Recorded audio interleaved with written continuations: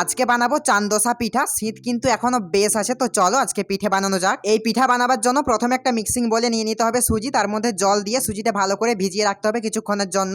একজন লিখেছে আমি তোমার অনেক আগের ফ্যান, আমার নামটা নিবে কিন্তু সানিয়া। আমার খুব ভালো লাগে আপনার ভিডিও, থ্যাংক ইউ সানিয়া। এরপর নিতে হবে ময়দা, চিনি, স্বাদ মতো নুন আর দুটো এলাচ, তারপর ভিজিয়ে রাখা সুজিটা দিয়ে দিতে হবে। প্রীতি বলেছে দাদা প্লিজ আমার নামটা নেবেন, হাই প্রীতি। এরপর অল্প অল্প করে দুধ দিয়ে একটা মিডিয়াম ঘনত্বের ব্যাটার বানিয়ে নিতে হবে, আর এই দুধটা কিন্তু রুম টেম্পারেচারে রয়েছে। একজন লিখেছে আমার নামটা তুমি নাও না, কতবার বলেছি, এই লাস্ট বললাম। আমার নাম শুভশ্রী, এই তো নিলাম শুভশ্রী। তো মিডিয়াম ঘনত্বের একটা ব্যাটার বানিয়ে নিয়েছি, আর এখানে কিন্তু তোমরা দুধের পরিবর্তে জল দিয়েও ব্যাটারটা বানাতে পারো। ব্যাটারটা তেলের মধ্যে দেওয়ার জন্য এখানে একটা মেজারমেন্ট কাপ নিয়েছি, তোমরা যে কোনো কিছু দিয়ে বানাতে পারো। এরপর তেল গরম করে নিয়ে কিছুটা ব্যাটার দিয়ে দিতে হবে, আর ব্যাটারটা দেওয়ার সময় চুলার আঁচ একদম লোতে রাখতে হবে, তারপর চুলার আঁচ বাড়াতে হবে। আর এই পিঠা কিন্তু উল্টানো যাবে না, এক সাইড দিয়েই ভাজতে হবে, এতে চিন্তার কোনো কারণে, এতে পিঠে কাঁচা থাকবে না। তো দেখো পিঠাগুলো দেখতে কতটা সুন্দর হয়েছে, আর খেতে কিন্তু ভীষণ মজার হয়েছিল। তোমরা বাড়িতে ট্রাই করে দেখো। চলো আজকের মতো টাটা বাই।